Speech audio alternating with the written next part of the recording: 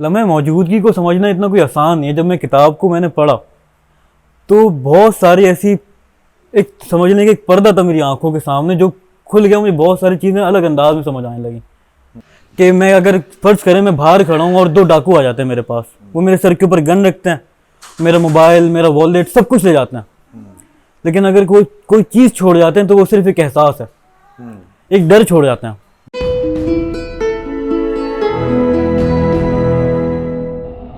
औज़ुबिल्लाहि मिनश्शैतानिर्रजीम, बिस्मिल्लाहिर्रहमानिर्रहीम। ये मेरा भतीजा है सबी अहमद,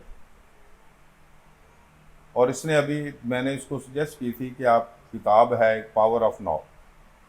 मुझे तो इतनी इंग्लिश नहीं आती, लेकिन मैंने इसको सजेस्ट की थी कि ये आप किताब पढ़ो, क्योंकि मैंने उसका उर्दू तर्जुमा पढ़ा था। इसको बड़ा शौक़ है किताबें पढ़ने का, तो मैंने इसके लिए जो पहली किताब, हालांकि बड़ी रूहानी और मुश्किल किताब थी, फिर भी मैंने इसको कहा कि तुम पढ़ो, तो इसने वो किताब पढ़ी है। उस किताब के अंदर जो सबसे पहली बात उसमें की जाती है वो है, हम इनसे पूछेंगे कि इन्होंने जो किताब पढ़ी है उसमें इनको क्या समझ आया। सबी अहमद, उसमें लम्हा मौजूद के बारे में आपको क्या समझ आया है उस किताब में, क्योंकि वो सारी किताब ही पावर ऑफ नाउ के बारे में है जी। तो आपको क्या समझ आया? लम्हे मौजूदगी को समझना इतना कोई आसान नहीं है। जब मैं किताब को मैंने पढ़ा तो बहुत सारी ऐसी एक समझने का एक पर्दा था मेरी आंखों के सामने जो खुल गया। मुझे बहुत सारी चीज़ें अलग अंदाज में समझ आने लगी कि जब अल्लाह ताला ने अपनी क्रिएशन बनाई, तो जब बिग बैंग हुआ, सारी कोलिजन्स हुई, जब बिग बैंग हुआ तो अल्लाह की कायनात तख्लीक, अल्लाह की कायनात तख्लीक हुई। हर दुनिया बनाई अल्लाह ताला ने, हर दुनिया की अपनी एक रोटेशन रख दी, जो जैसे कि आप समझे कि एक रिदम पैदा किया अल्लाह ताला ने उस कायनात में, ताकि वो कायनात जो है आपको आपके लिए ही बनाई गई है, ताकि वो चलती रहे अपने पैटर्न पे जो अल्लाह ताला ने बनाया है। और अल्लाह ताला ने वो, लेकिन जब अल्लाह ताला ने अपनी कायनात बनाई तो सिर्फ ये पैटर्न्स नहीं बनाए, बहुत सारे धोखे भी हमारे लिए बना दिए और बहुत सारे मिस्ट्रीज भी बना दी। कि जैसे कि आज साइंटिस्ट को आप देखते हैं, वो किसी भी चीज़ के ऊपर मुत्तफिक नहीं हो पाते, हर किसी के अपने एक ख्यालात होते हैं हर चीज़। जैसे कि अभी ये स्ट्रिंग थ्योरी है, हर बहुत सारे साइंटिस्ट हैं, उनकी अलग अलग ओपिनियंस हैं, उस पर थ्योरी नहीं निकली। बहुत सारी ऐसी भी हैं थ्योरीज हैं जो प्रूव हुई, लेकिन कभी कभार ऐसा भी होता है कि मिस्ट्री अनसॉल्व रहती है, वो हमें दूसरी मिस्ट्री की तरफ ले जाती है। दरअसल जब भी कोई चीज़ किसी के ख्याल में आती है, कोई चीज़, हम कहते हैं कि साइंसदान ने ये इजाद किया, साइंसदान ने ये पैदा किया, साइंसदान ने ये सोचा। असल में ये सब कुछ कायनात में है। अल्लाह ताला जिसके ख्यालात में उसकी अप्रोच में वो चीज़ देता है, तो वो उसको एक्सप्लोर करता है। सिर्फ कोई चीज़ नई पैदा नहीं होती। कायनात अल्लाह ताला ने एक दफ़ा बना के मुकम्मल कर दी, कुन फायाकून के बाद कायनात मुकम्मल हो गई। उसके बाद उसने अपने आप को आश्कार करने के लिए इंसानों को, आदम को पैदा किया, ताकि हम उसकी हर वक्त उसका नाम ले सकें। हमें फिर इस काम में लगा दिया कि हम उसे जानें, जिसके लिए हर इंसान को बड़ी मेहनत करनी पड़ती है और सोचना पड़ता है कि खुदा ताला जिसने ये कायनात बनाई है वो खुद क्या होगा, वो कैसे बनी होगी। हाँ, और यही इस किताब का सारा राज है। और पावर ऑफ नाउ का मतलब भी यही है। पावर ऑफ नाउ का मतलब भी बिल्कुल यही है। और जब अल्लाह ताला ने क्रिएशन बनाई तो धोखे भी बहुत सारे रखे हैं। हाँ बिल्कुल, जैसे कि माल है, वक्त है। हाँ बिल्कुल। और यही हमारे पावर ऑफ नाउ है कि जब तक हम अपने आप को अपने प्रेजेंट मोमेंट्स के अंदर पहचान नहीं सकेंगे ना, तब तक हम दुनिया की उलझनों में फंसे रहेंगे। हाँ, तो हमें लम्हा मौजूद तक रसाई कैसे हासिल होगी, इसके बारे में आपने उस किताब में क्या समझा? आपने कभी ऐसे लोगों को देखा है जो बहुत ज़्यादा खतरे के, डेंजरस लोगों के कहते हैं, वो ऐसे मोमेंट्स में जीना चाहते हैं, उसके लिए होता है ना वर्ड, ठीक है कोई भी वर्ड यूज कर लो। आपने ऐसे लोगों को देखा जो खतरों के खिलाड़ी होते हैं, किसी को वो क्या कहते हैं, डीप सी डाइविंग का शौक होता है, कि पानी में तो अपने आप को महसूस करो तो अपने वक्त में किसी को आसमान से वो क्या कहते हैं स्पेस, हाँ, वो स्पेस से जंप करते हैं, हाँ तो उन लम्हों को वो बंदा अपने लम्हों में जी रहा होता है उस वक्त। बेशक। अब किसी छोटे बच्चे को भी देख लें 6-7 साल का, उसको किस चीज़ की टेंशन होती है? किसी भी चीज़ की नहीं। उसकी माँ होती है, वो बच्चा खेल रहा होता है, स्कूल जा रहा था, उसको पता है सिर्फ उसने स्कूल जाना है, शाम में आना है, अगर कोई दोस्त है उनके साथ खेलना है, उसकी अम्मी ने उसको खाना खिलाना है, रात में सुला देना है। वो बच्चा खुद तो कुछ नहीं कर रहा, उसकी खुद की तो कुछ भी चाहते नहीं है। जब हम अपनी चाहते मार दें तब हम अपने लम्हे मौजूदगी में रहना लग जाते हैं। बेशक। लम्हा मौजूद असल में है ही यही जी कि जब कोई बंदा ऊपर से जंप मारता है, उसको ये नहीं पता होता है कि इस जंप के बाद मैं ज़िंदा रहूँगा कि नहीं, लेकिन उस प्रेजेंट मूवमेंट में वो ज़िंदा होता है और उसको वो एंजॉय भी कर रहा होता है और उसको समझ भी रहा होता है कि ये मेरे लिए क्या है। जैसे बच्चा है, बच्चे को आप किसी भी ऊंची जगह पे खड़ा कर दें और उसको बुलाएं तो वो हमेशा आता चला जाएगा, हाँ और उसको उस जगह के एंड होने का अगर आपने छत पे खड़ा किया तो छत के आगे अगर कोई बाढ़ नहीं है तो वो बच्चा छत के बाद भी चलता जाएगा, क्योंकि उसको खौफ ही नहीं है, उसको मौत का पता ही नहीं है। इसी तरह जो लोग ऊपर से स्पेस से छलांग लगाते हैं, वो ये सोच के उनके अंदर से भी खौफ निकला होता है। खौफ नहीं होता, अगर उनके अंदर खौफ हो तो कभी भी ये काम ना करें। हाँ, वो खौफ से आज़ाद होने के बाद ही ये काम करते हैं। और पावर ऑफ नो ये तभी अचीव कर सकता है बंदा जब अपने इन धोखे, ये खौफ भी तो हमारा एक धोखा ही है। हाँ बेशक, ये हमारे धोखे ही हैं, ये सारे हमारी लालच, हमारी लालच, हमारे रिश्तेदार की मोहब्बतें, हाँ हर चीज, बेशक, हर चीज मोहब्बत, हर चीज एक धोखा है। बेशक। और पास्ट और फ्यूचर के बारे में आपको इसमें क्या समझ आया कि पास्ट क्या है और फ्यूचर क्या है? ये मैं आपको असल में इस किताब पूरी जो है पास्ट और फ्यूचर को बगैर जाने वो लम्हा मौजूद की बात करती है कि जिस वक्त आप जहाँ हो वहाँ उस वक्त क्या है।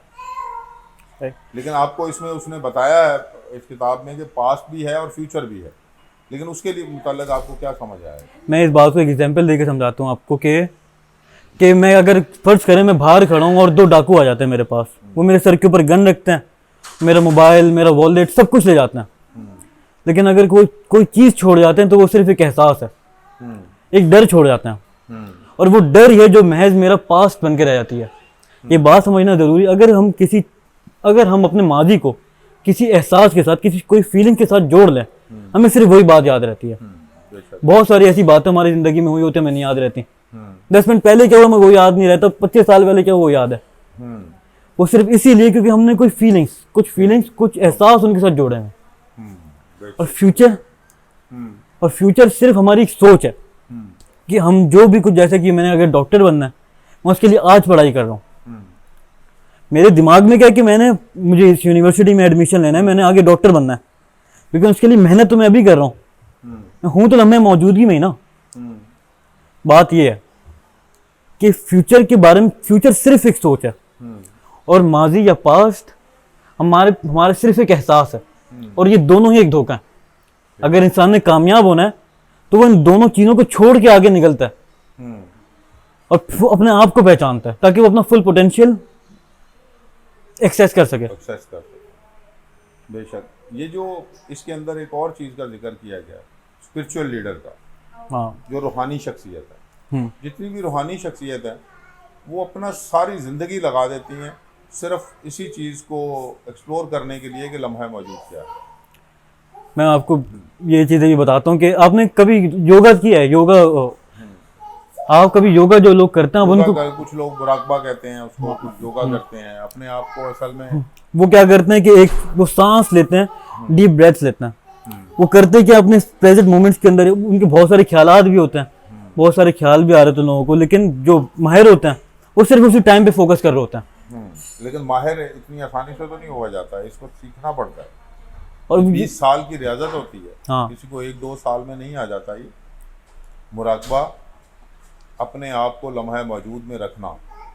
आपके उस वक़्त आपके ज़हन में ना तो कोई पास्ट होता है ना कोई फ्यूचर होता है। आप उस लम्हा मौजूद में रहते हैं, इसी को अपने दिमाग को आप कंट्रोल करते हैं और कंट्रोल करना भी एक आर्ट है, इसको सीखना पड़ता है। और मौलाना रूमी के बारे में भी आपने सुना होगा, उनकी भी बहुत मशहूर किताब है, एलिफ शफक ने लिखी है, एलिफ शफक ने लिखी है 40 रूल्स ऑफ लव। उनके ऊपर भी, मौलाना रूमी के ऊपर बहुत किताबें लिखी गई हैं। उनकी एक बहुत मशहूर कोट है कि the past and future will god from our sight burn both of them with fire. इसका मतलब यह है कि माजी और जो मुस्तकबिल है वो एक पर्दा खड़ा कर देता है हमारी आंखों के सामने खुदा तक पहुंचने के लिए। हमें अगर उस पर्दे को गिराना है, हमें उस पर्दे को जला देना है ताकि हमें वो रास्ता नजर आए, जहां तक हमें वो रास्ता नजर आए खुदा का, ताकि हम उसके ऊपर चल सकें, अब सीधा रास्ता इख्तियार कर सकें। और ये जो पर्दा है ये आपके माजी का एहसास है और फ्यूचर का डर है। फ्यूचर का डर है, एक सोच है। बस जब आप फ्यूचर का डर खत्म कर दें और माजी का आपको एहसास खत्म हो जाए कि जो लम्हा गुजर गया है वो गुजर तो चुका है। वो गुजर गया, उसका आप कुछ नहीं कर सकते। बेशक। तो जब आप उसका एहसास अपने अंदर से ख़त्म कर देते हैं तो आपको वो पर्दा आपका हट जाता है। और ये कोई इतना आसान काम नहीं है, ये बहुत मुश्किल काम इसके है। लिए आपको बहुत ज़्यादा मेहनत करनी पड़ती है, बहुत ज़्यादा सोचना पड़ता है। और ये सोच आराम से आती भी नहीं, किताब पढ़ने के बाद तो समझ आया कि ये चीज़ें भी हैं हमारी ज़िंदगी में। बेशक बेशक। जिन असल चीज़ों में से जिन हम लोगों ने ये किताब लिखी होती है उनकी 20-20, 30-30 साल का ये तजुर्बा होता है, वो इन सब चीज़ों से गुजरे होते हैं, फिर जाके कहीं वो इस काबिल होते हैं। हम तो असल में, अब आपने ये किताब पढ़ी है, आपने किताब पढ़ने के बाद आपको ये समझ आई है कि ऐसा भी होता है, ऐसा भी होता है, ऐसा भी होता है। हाँ, लेकिन ऐसा होता है लिखने के लिए उसने 30 से 40 साल लगाए, अपने सफ़र को 30 से 40 साल में कंप्लीट किया है।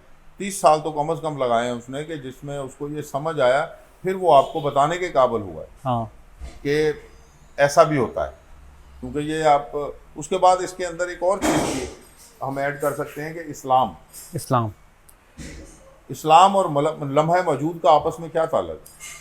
अगर आप कुरान की बहुत सारी आयत हैं इस पे ना, कुरान की बहुत सारी आयत हैं इसके ऊपर। सूरह आल इमरान की एक आखिरी आयत है कि life of this world is nothing but the delusion of enjoyment.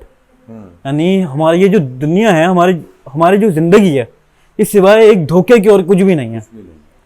और अगर हम गौर करें हुजूर सल्लल्लाहु अलैहि वसल्लम की ज़िंदगी पर, जब फतेह मक्का हुई, हुजूर सल्लल्लाहु अलैहि वसल्लम जब फतेह मक्का हुई तो बहुत सारे हुजूर के दुश्मन वो जगह मक्का छोड़ के भाग रहे थे। हुजूर सल्लल्लाहु अलैहि वसल्लम ने सबको बुलाया और उन्होंने उनसे पूछा कि आप, और उनके दुश्मन, और हुजूर सल्लल्लाहु अलैहि वसल्लम ने अपने दुश्मनों से पूछा कि आज तुम मुझसे क्या उम्मीद रखते हो। दुश्मनों ने क्या जवाब दिया कि आप मेहरबान हैं, हमें माफ़ कर देंगे। और ऐसे ही हुआ। हालांकि हुजूर सल्लल्लाहु अलैहि वसल्लम के ऊपर बहुत सारी परेशानियां उन लोगों की वजह से आई थी, लेकिन क्योंकि अल्लाह ताला ने उनको वो सलाहियत दी थी कि वो अपने माजी को छोड़कर, ताकि अपने माजी को छोड़कर अपनी उम्मत के ऊपर गौर कर सकें, अपने आप को पहचान सकें। सबसे पहले अल्लाह का काम ही, अल्लाह ताला ने यही किया कि हुजूर को अपनी ज़ात से वाकिफ करवाया। बेशक। असल में वो उनके लिए मुश्किलात नहीं थी, वो उनकी ड्यूटी थी हमें समझाने के लिए। हर वो काम उन्होंने किया और वो काम करके हमारे लिए, वो उन्होंने काम करके बताया हमें कि हर काम हो सकता है, कोई भी चीज़ नामुमकिन नहीं। तो आपने ये किताब पढ़ी है, आपको काफ़ी हद तक इसमें से चीज़ें समझ आई हैं। इसको कोशिश करके इस किताब को एक दफ़ा और पढ़ें। ऐसी चीज़ें जो होती हैं वो एक ही दफ़ा में समझ नहीं आती, इनको बार बार पढ़ना पड़ता है, बार बार रिपीट करना पड़ता है। आप जब भी, एक कलाम है नुसरत फ़तेह अली खान का, तुम एक गोरख धंधा हो, मैंने उसको जब भी सुना है मुझे हर दफ़ा उसकी एक नई समझ आई है, उसमें से एक नई चीज़ मिली है। इसी तरह जब इस किताब को तुम दोबारा पढ़ोगे तो तुम्हें इसमें और चीज़ें समझ आएंगी और आपका जो है ना ज़हन खुलेगा, और जो चीज़ें आपने पहली दफ़ा रीडिंग में उसमें आपको जिस तरह समझ आई हैं वो अब उस तरह नहीं आएंगी। अच्छा, अब वो चेंज होके आएंगी। आपको उसका जो है ना, बहुत सारी चीज़ें ऐसी होंगी आप कहोगे मैंने ये पहले पढ़ी थी, ऐसा नहीं है, ये ऐसा है। क्योंकि इस किताब के अंदर बहुत कुछ है। इसके बाद एक किताब है अल्केमिस्ट, वो मैंने पढ़ी है, उसके ऊपर भी हम इंशाल्लाह किसी दिन बात करेंगे। उसको भी आप रिपीट करेंगे तो हम ये सिलसिला भी जारी रखेंगे कि सभी हमें जो किताब पढ़ेगा हम उस किताब के मुतल्लिक़ इससे बात करेंगे कि इसको समझ क्या आया। माशाल्लाह बहुत टैलेंटेड बच्चा है। हमारी कोशिश होगी, आप लोग भी दुआ करें कि अल्लाह ताला इसको और समझ अता फरमाए, आमीन। क्योंकि इस ज़िंदगी को समझने के लिए जब इस उम्र से शौक़ पैदा होता है तो इंसान के लिए बहुत मुश्किल नहीं रह जाती ये समझने के लिए कि हम इस दुनिया में क्यों आए हैं, हमें क्या करना है और हमें कहाँ जाना है। ये सिर्फ 3 चीज़ें हैं जो इंसान को आने के बाद याद रखनी चाहिए, इसके अलावा कुछ भी नहीं है। इसी चीज़ का ख्याल रखना है और मैं उम्मीद करता हूँ कि ये जो पावर ऑफ नाउ है इसको ये दोबारा पढ़ेंगे इंशाल्लाह। तो हम इसी के ऊपर दोबारा बात करेंगे और इंशाअल्लाह ताला आप देखेंगे कि इनको मज़ीद समझ आएगी, फिर उसके अंदर से हम मज़ीद उसको एक्सप्लोर करके आपके सामने पेश करेंगे। वाह, अल्हम्दुलिल्लाह रब्बिल आलमीन।